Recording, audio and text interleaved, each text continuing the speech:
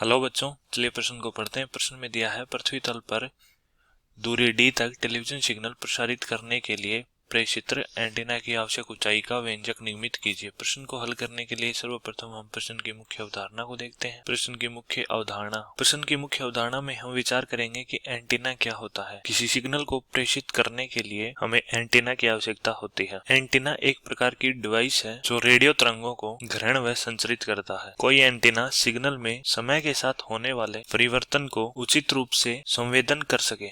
इसके लिए आवश्यक है कि उस एंटीना का साइज उस सिग्नल से संबद्ध तरंगदैर्घ्य के तुलनीय हो।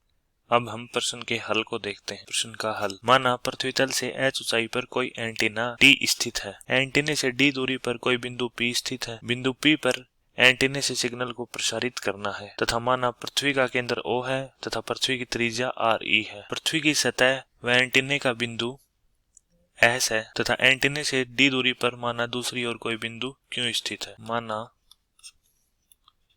पृथ्वी की त्रिज्या RE तथा एंटीने की ऊंचाई h है। चूंकि हम जानते हैं कि त्रिज्या के द्वारा परिधि पर बनाया गया कोण समकोण होता है, अतः त्रिभुज OPT में पाइथागोरस प्रमेय से कर्ण का वर्ग बराबर आधार का वर्ग प्लस लंब का वर्ग, अर्थात OT का वर्ग बराबर OP का वर्ग प्लस PT का वर्ग। OT बराबर OS प्लस ST, जहाँ ST एंटीने की ऊंचाई है और OS पृथ्वी की त्रिज्या RE है।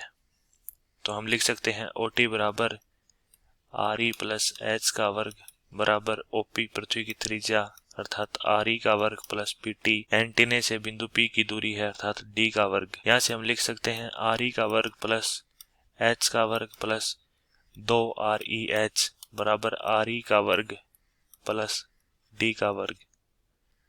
RE का वर्ग RE के वर्ग से कट जाएगा, अतः हमारे पास आएगा समीकरण D का वर्ग बराबर H का वर्ग प्लस 2REH। चूंकि पृथ्वी की त्रिज्या एंटीने की ऊंचाई से बहुत बड़ी है तो RE की तुलना में H को नगण्य मानकर छोड़ सकते हैं। तो हमारे पास समीकरण होगा D का वर्ग बराबर H गुणा 2RE। यहाँ से हम लिख सकते हैं H बराबर D का वर्ग बटे 2RE। अतः पृथ्वी तल से D दूरी तक सिग्नल को प्रेषित करने के लिए एंटीने की ऊंचाई h बराबर D का वर्ग बटे 2RE होनी चाहिए। मैं आशा करता हूँ कि आपको समझ में आया होगा। धन्यवाद।